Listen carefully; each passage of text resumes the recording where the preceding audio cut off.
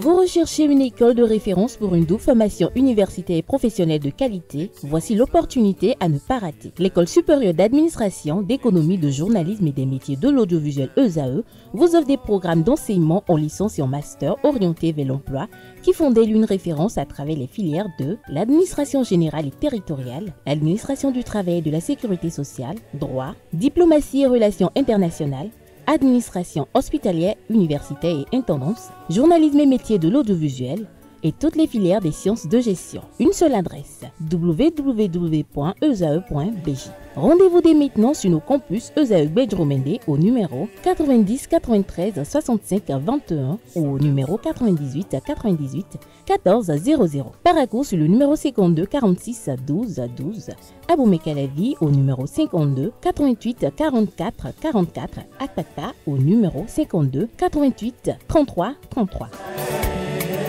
ESAE, l'excellence à un nom. La page Sport avec vous, c'est Hilario Sadiaguino, bonjour à nouveau. Oui, bonjour. On démarre avec le football, l'équipe nationale féminine des moins de 17 ans qui dispute un match amical de préparation ce matin.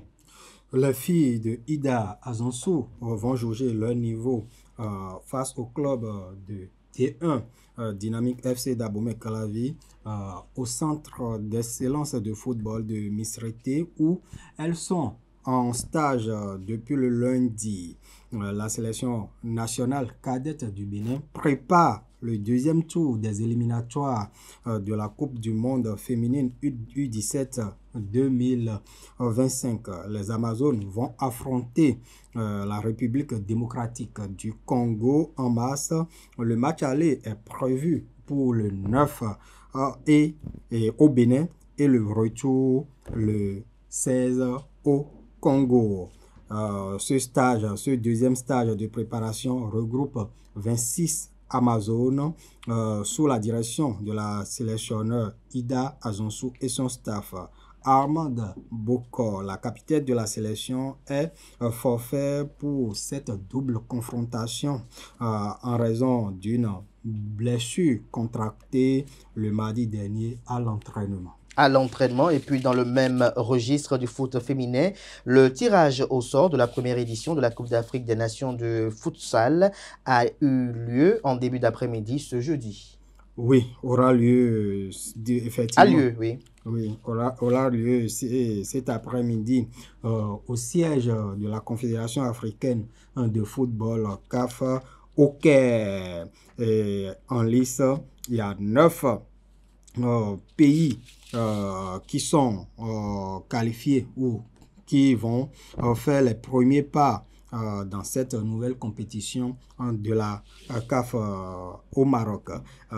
Il faut dire les équipes, le Maroc, l'Angola, le Cameroun, l'Égypte, la Guinée-Conakry, le Madagascar, la Namibie, le Sénégal et la Tanzanie. 3 groupes de 3 équipes chacun vont être constituées à partir de 4 pots distincts. Il faut préciser que ce tirage au sort va marquer une étape décisive dans l'organisation de cette édition historique de la compétition. La CAN féminine de futsal 2025 va se dérouler du 22 au 30 avril prochain. L'enjeu de cette première édition est la qualification au mondial Philippines 2025.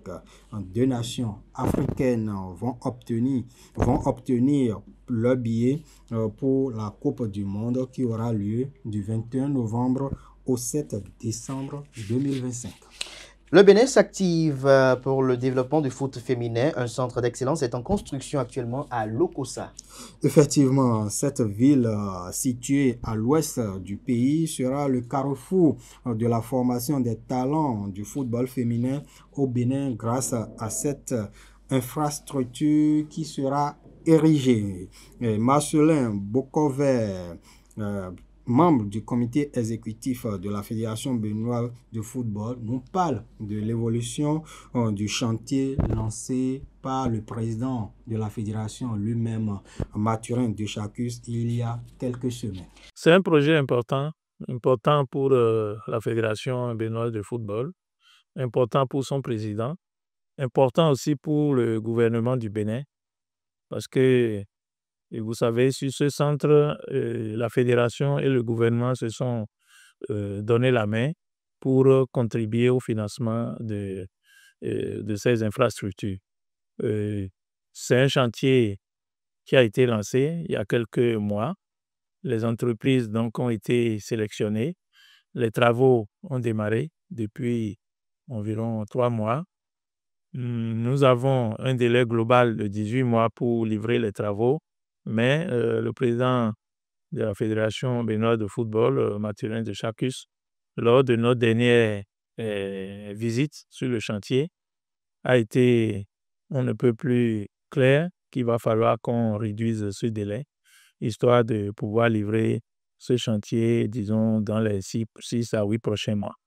Donc, c'est sur cette lancée que nous sommes et nous mettons le paquet pour que ce joyau qui est mis en chantier, que ça puisse être vraiment opérationnel, disons, avant la fin de l'année 2025.